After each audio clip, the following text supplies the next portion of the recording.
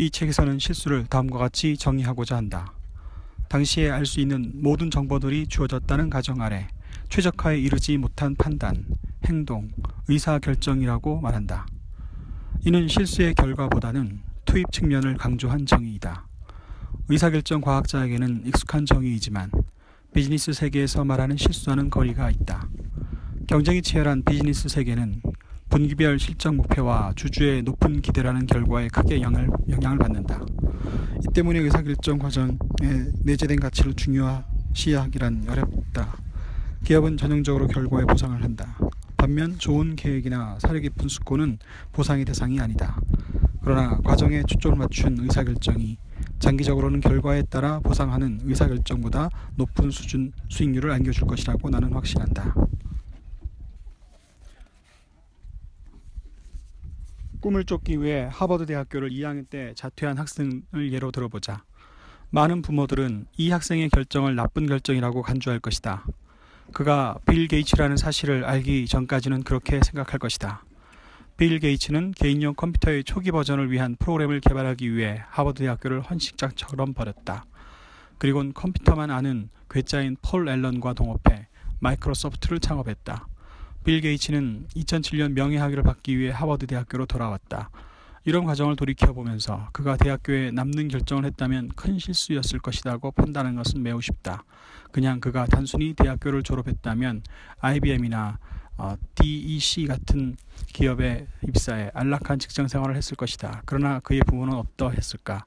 미래가 불확실한 상황에서 자신의 아들이 대학교를 중퇴한다고 했을 때 과연 기뻐했을까? 때때로 어떤 결정이 똑똑한지, 바보 같았는지, 아니면 운이 좋았을 뿐인지를 제대로 판단하려면 오랜 시간을 기다려야 할 때도 있다. 40페이지. 운은 기량의 반대말. 운은 어떤 의사결정의 결과에도 큰 영향을 미칠 수 있다. 운 앞에서 기량은 힘을 쓰지 못하는 경우가 많다. 20세기 초 2명의 북극 발 탐험가의 엇갈린 운명이 그런 경우이다. 1926년 노르웨이 탐험가 로알 아문센과 이탈리아 비행사 움베르토 노빌레는 함께 비행선 노르게호를 타고 북극을 횡단했다. 노빌레가 비행선의 조종관을 잡아 스피츠베르겐부터 알래스카까지 매끈하게 무결점으로 비행했다. 문제는 다음부터였다. 이탈리아 독재자 무솔리니가 북극 횡단의 명예를 독차지하도록 노빌레를 부추긴 것이다. 노빌레와 아문센은 크게 싸웠고 2년 후인 1928년 노빌레는 다시 한번 북극 횡단 비행에 나섰다. 이 비행선 이름은 이탈리아어로 명명됐으며 승무원은 모두 이탈리아 사람이었다. 장비는 2년 전 노르게호와 같았고 비행사인 노빌레는 더 풍부해진 비행 경험을 자랑했다. 그러나 비행선은 얼음 위에 추락하고 말았다. 이 사고는 국제적인 이슈가 됐고 글로벌 차원에서 구조대가 결성됐다. 아문센은 비록 노빌레와 말다툼을 벌이긴 했지만 그를 찾기 위한 수색대에 합류했다. 역설적이게도 아문센은 수색 과정에서 목숨을 잃었고 노빌레는 살아 돌아왔다. 두 탐험가의 이런 드라마 같은 이야기에 운과 실수는 각각 어떤 역할을 한 것일까? 운의 강력한 역할을 보여주는 좀 더 가벼운 일화도 있다.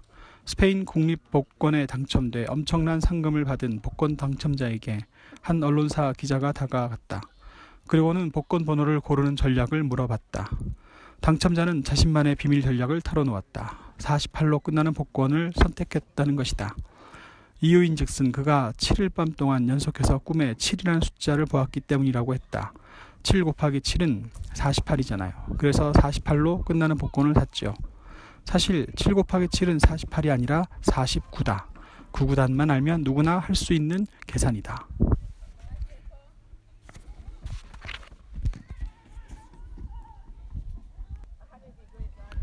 (46페이지) 놓친 데이터, 가지 않은 길.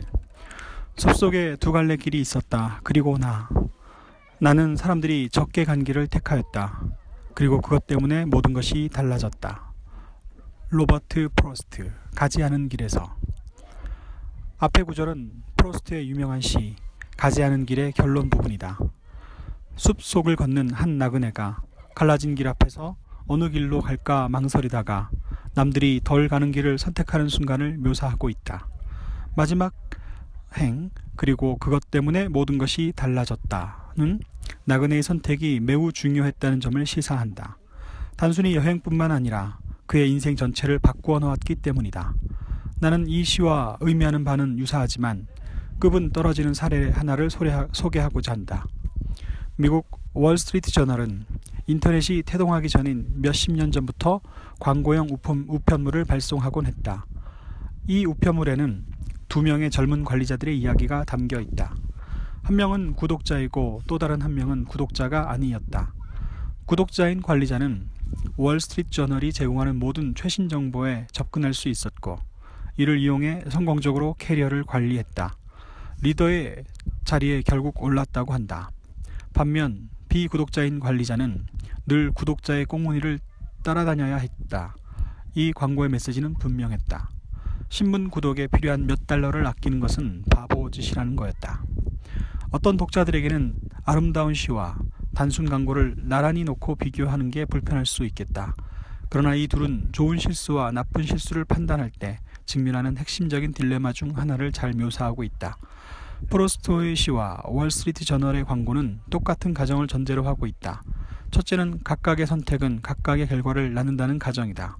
둘째는 과거를 돌이켜보고는 그래, 나는 올바른 결정을 했어 라고 확실하게 말하는 게 가능하다는 가정이다.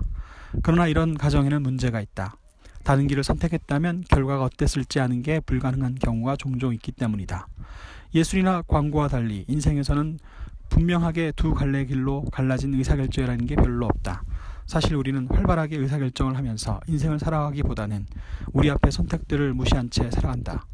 부처는 진리의 길을 따라 나아갈 때 사람들은 두 가지 실수를 저지른다. 첫째는 가다 멈추는 것이고 둘째는 아예 출발조차 하지 않는 것이라고 말했다. 실수를 할 수 있다는 두려움은 또 다른 유형의 오류를 낳는다. 결정을 아예 하지 않는 것이다. 죽음을 앞둔 사람들은 종종 그들이 살면서 저지른 잘못만큼이나 살면서 아예 하지 않은 것들을 후회한다. 그들은 다른 길을 갔어야 하는데 라고 후회한다. 다른 것들을 시도하지 않은 데 대해, 과거의 잘못을 고치지 않은 데 대해, 직장이나 집에서의 나쁜 상황을 개선하지 않은 데 대해 후회한다. 페이지 52페이지. 성공은 99%가 실패다. 혼다 소이치로, 혼다 창업자. 챕터 1은 실수를 최적화하지 못한 의사결정이라고 정의했다. 선택의 시점에서 알 수 있는 모든 정보들이 주어졌다는 가정을 전제로 했다. 챕터 2에서는 한 걸음 더 나아가 빛나는 실수라는 역설적인 개념을 정의하고자 한다. 빛나는 실수는 비용을 훨씬 상회하는 성과로 우리를 놀라게 하는 실수이다. 빛나는 실수라는 아이디어는 모순처럼 들릴 수 있다. 그러나 챕터 2에서 입증하겠지만 모든 실수가 동등하게 창조되지는 않는다. 급이 다른 실수가 있다는 뜻이다. 어떤 실수들은 초기 투자 비용보다 더 큰 편익을 창조할 잠재력이 있다. 반짝임은 실수의 앞에 올 수 있고 뒤에 올 수도 있다.